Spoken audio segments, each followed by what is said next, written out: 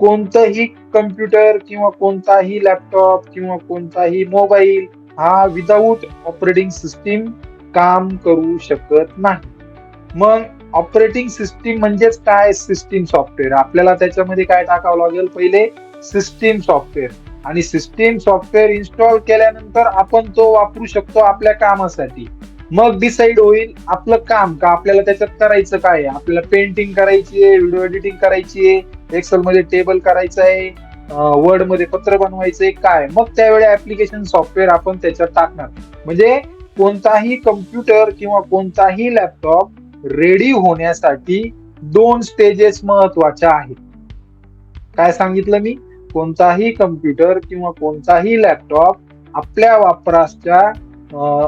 वापरण्यासाठी रेडी होण्यासाठी 2 स्टेजेस महत्वाचे आहे. ठीक आहे.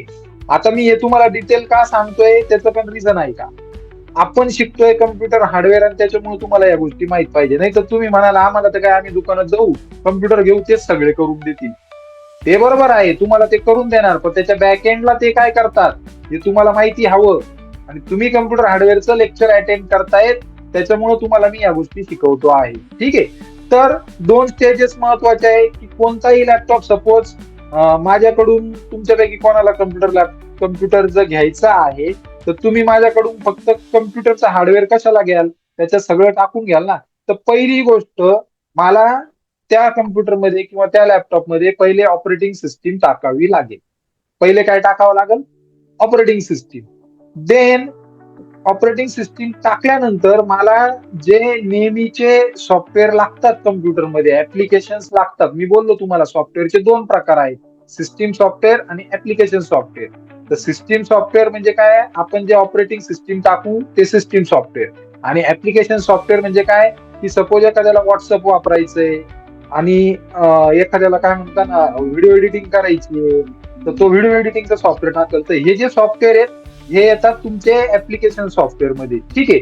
तर तो लॅपटॉप रेडी करण्यासाठी किंवा वापरण्याजोगा करण्यासाठी त्याच्यात पहिले आपण टाकणार सिस्टीम सॉफ्टवेअर ज्याला आपण म्हणतो ऑपरेटिंग सिस्टीम.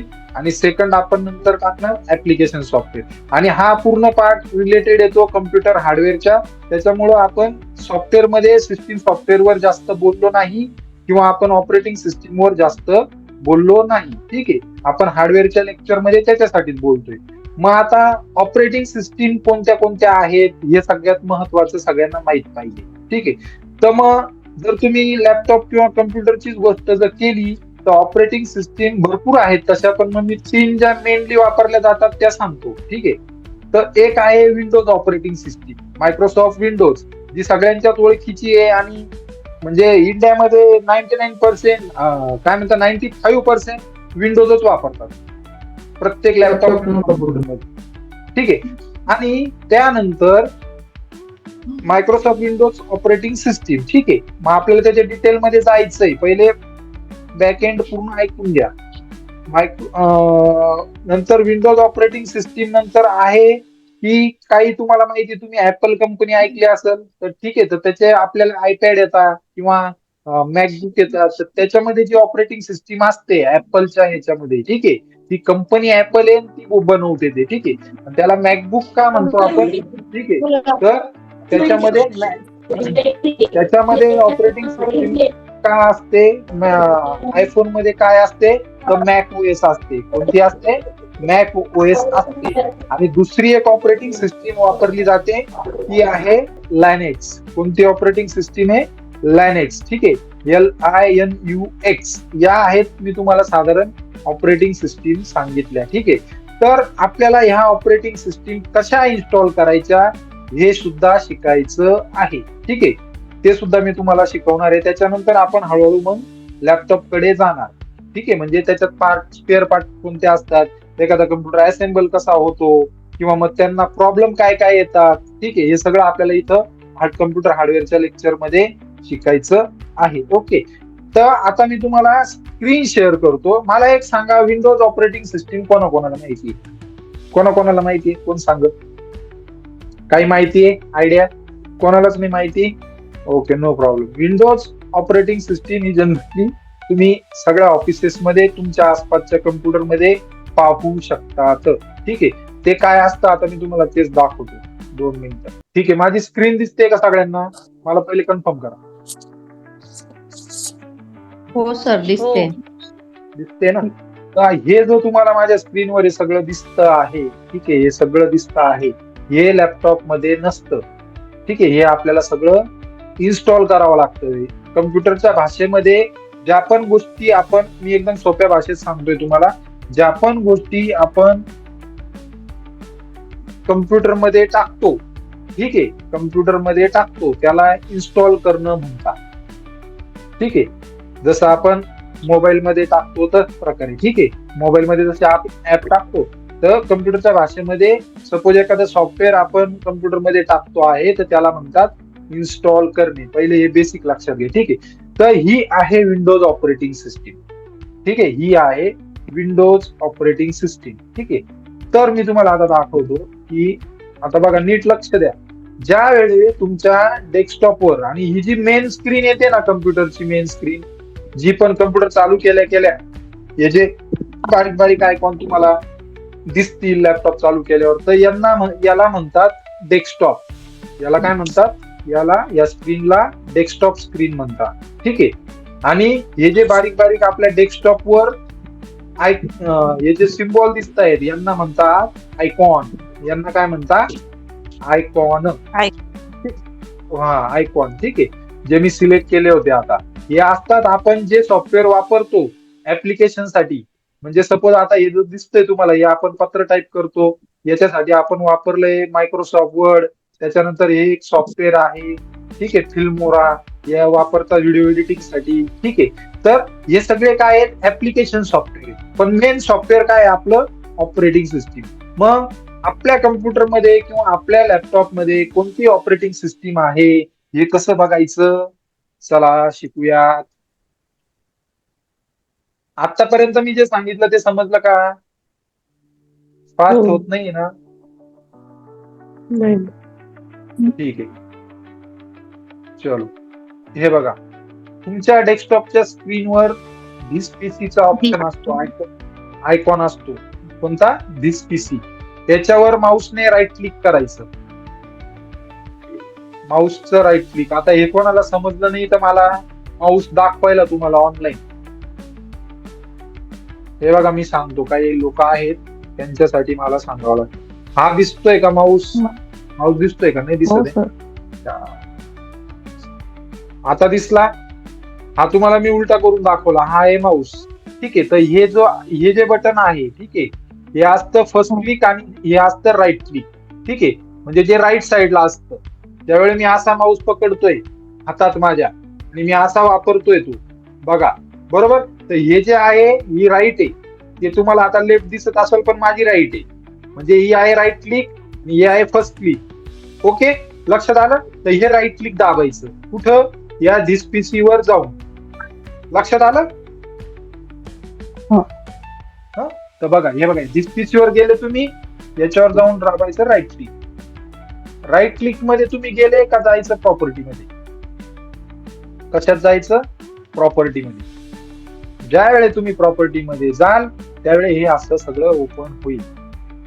बघा, आता इथं तुम्हाला डिव्हाइस स्पेसिफिकेशन दिसतंय.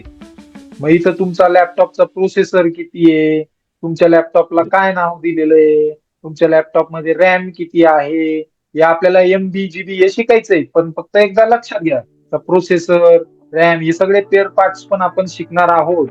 ठीक आहे, तर आज आपण ऑपरेटिंग सिस्टीम विषयी बोलतोय म्हणून मी तुम्हाला डायरेक्ट ऑपरेटिंग सिस्टीमच दाखवतो. हे बघा, आता इथं दिले आहे विंडोज ऑपरेटिंग सिस्टीम आणि त्याचं एडिशन दिलंय व्हर्जन. आपलं तुम्ही माहिती ना, फोन घेताना आपण बघतो त्याच्यात अँड्रॉइड कोणतं आहे, बघतात का नाही तुम्ही?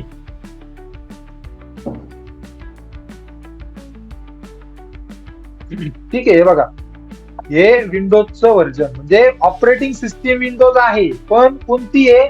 विंडोज 11 आहे. ठीक आहे, मग आता तुम्हाला जर ऑपरेटिंग सिस्टीमचा इतिहास ऐकायचा असेल तर तुम्हाला 1-2 मिनिटात फक्त मी सांगतो की सगळ्यात पहिले जी ऑपरेटिंग सिस्टीम मायक्रोसॉफ्ट कंपनीने बनवली होती, ही जी कंपनी आहे मायक्रोसॉफ्ट, हीच विंडोजचे सगळे प्रोडक्ट बनवते. ठीक आहे, मायक्रोसॉफ्ट कंपनी. काल कोणीतरी आन्सर दिलं होतं, बिल गेट्स यांची. ठीक आहे, तर विंडोज सगळ्यात पहिली जी ऑपरेटिंग सिस्टीम होती ती होती डॉस ऑपरेटिंग सिस्टीम. कोणती ऑपरेटिंग सिस्टीम होती? डॉस, DOS. ठीक आहे. आता या DOS चा लॉंग फॉर्म काय आहे? Disk operating system. काय लॉंग फॉर्म आहे? Disk operating. ऑपरेटिंग. हा, तर ते फक्त लक्षात ठेवा. सगळ्यात पहिली ऑपरेटिंग सिस्टीम होती डॉस ऑपरेटिंग सिस्टीम. त्याच्यानंतर मग आली विंडोज 95, नंतर आली विंडोज 98, नंतर आलं विंडोज XP, मग आला विंडोज 7, मग आलं विंडोज 8, विंडोज 10, आणि आता आपण विंडोज 11. अजूनही पुढचे अपडेट होत आहेत. तर हे सगळे काय आहे? काहीतरी फीचर ऍड करून परत त्यांनी ऑपरेटिंग सिस्टीम काय सुधरवत गेले. त्याच्यामध्ये डेव्हलपमेंट होत होत आज आपण विंडोज 11 पर्यंत आलोय. आता माझा जो हा लॅपटॉप आहे त्याच्यात विंडोज 11 आहे. ठीक आहे. तर अशा प्रकारे आपण आपल्या लॅपटॉपचं किंवा सगळं स्पेसिफिकेशन बघू शकतो. ठीक आहे. का आपल्या लॅपटॉपला प्रोसेसर कोणता आहे, आणि ह्या गोष्टी बदलता येत नाही. तुम्हाला कोणी फसवायचं जरी ठरवलं तर तुम्ही फसवू नाही शकत. ठीक आहे. इन्स्टॉल मेमरी किती आहे, ठीक आहे, ते सगळं तुम्हाला इथं दाखवतं. अशा प्रकारे तुम्ही तुमची ऑपरेटिंग सिस्टीम बघू शकता. पण सपोज जर हा आयकॉनच नसला पीसीचा तर काय करायचं? तर बघा, त्याच्यासाठी काय करायचं तुम्हाला एक सांगतो. प्रत्येक ऑपरेटिंग सिस्टीमला असा सर्चचा टॅब असतो डेस्कटॉपवर. सर्चचा टॅब दिसतोय, माझा आयकॉन दिसतोय तुम्हाला? दिसायला थोडा त्रास होत असेल, पण काय करू, मला सोल्युशन नाही त्याच्यासाठी. ठीक आहे. या सर्च वर क्लिक करायचं आणि इथं फक्त काय दाबायचं माहिती का? हे टाकायचं कंट्रोल. कंट्रोल टाकलं तुम्ही काही तर तुम्हाला कंट्रोल पॅनल येईल. दिसलं? काय टाकायचं? कंट्रोल. हे सगळे लेक्चर रेकॉर्डिंग राहणार आहेत. काळजी करू नका, आपल्या चॅनेलवर राहतील, तुम्ही कधीही पाहू शकता. काळजी करायची नाही. ठीक आहे. तर कंट्रोल वर मी क्लिक केलं, काही स्क्रीन ओपन झाली. ठीक आहे. आणि ज्यावेळी कंट्रोलची स्क्रीन ओपन झाली का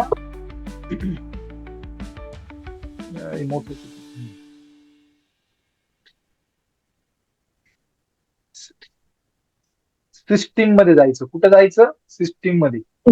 माझा थोडा दिसायचा प्रॉब्लेम आहे, त्याच्यामुळे मला थोडा वेळ होतो. ठीक आहे. तर तुम्हाला ती स्क्रीन ओपन होईल. ठीक आहे. जर डेस्कटॉपवर पीसीचा आयकॉन नसला तर कशात जायचं? सर्च मध्ये कंट्रोल टाकायचं. ठीक आहे. सर्च मध्ये कंट्रोल टाकलं तुम्ही की त्याच्यानंतर इन तिथे कंट्रोल पॅनल. कंट्रोल पॅनल वर क्लिक करायचं. कंट्रोल पॅनल वर क्लिक केलं तुम्ही की मग तुम्हाला जायचं आहे सिस्टीम मध्ये. मग सिस्टीम मध्ये तुम्हाला हे सगळं दिसेल. आतापर्यंत मी जे शिकवलं ते समजलं तुम्हाला? हो सर.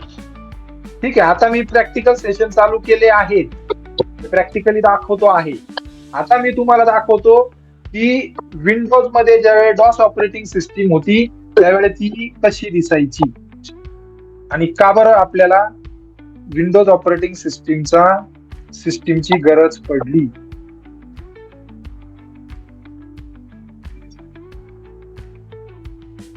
स्क्रीन दिसते ना माझी? ओके. हो सर, दिसते. हे बघा, आता मी तुम्हाला दाखवतो. आता समजा असं, आता ही जी स्क्रीन तुमच्या समोर आलेली आहे, असं समजा की कम्प्युटर चालू केल्या केल्या फक्त हा जो एक कर्सर तुम्हाला इथं ब्लिंक करतोय ऍडमिन नावासमोर, तशी स्क्रीन फक्त तुमच्या समोर आली तर तुम्ही काय कराल?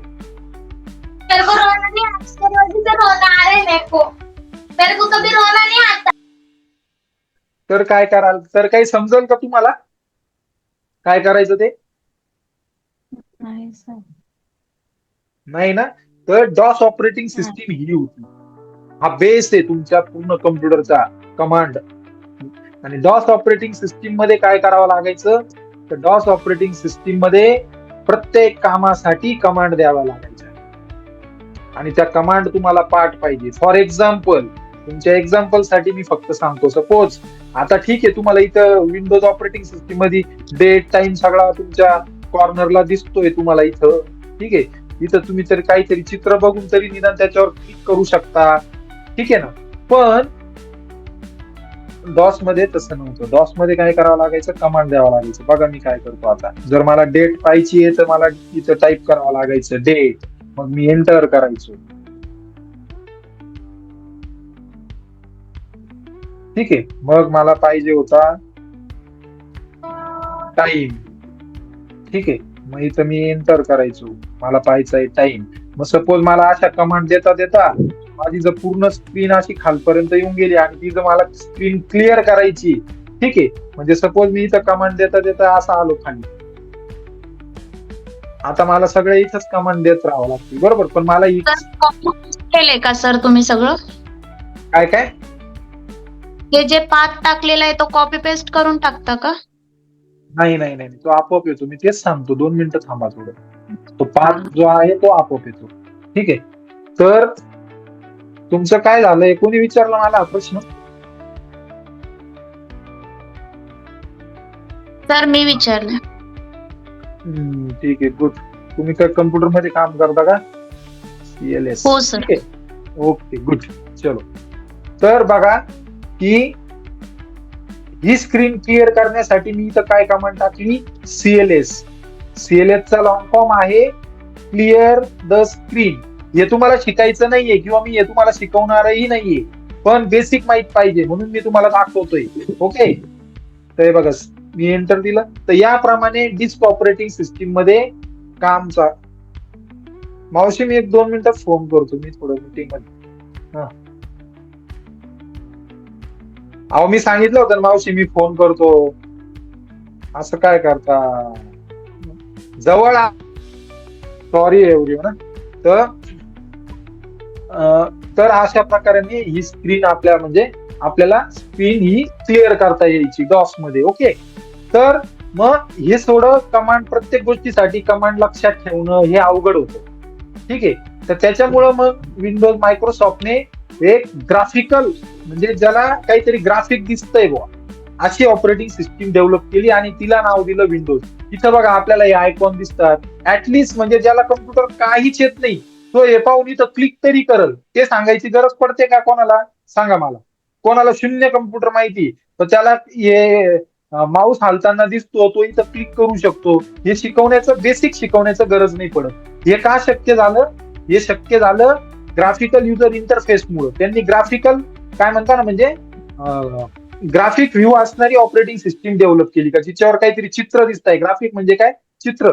ठीक आहे. आणि म्हणून विंडोज ऑपरेटिंग सिस्टीम नंतर जास्त डेव्हलप होत आली. पण आजही जो कम्प्युटरचा बेस आहे ते डॉस ऑपरेटिंग सिस्टीमच आहे. ठीक आहे. तर आता आज आपण जे शिकवलं, कोमलन त्यांच्या क्वेश्चनचं मला आन्सर द्यायचंय, पण त्याच्या पहिले आज आपण जे शिकलो ते समजलं का सगळ्यांना?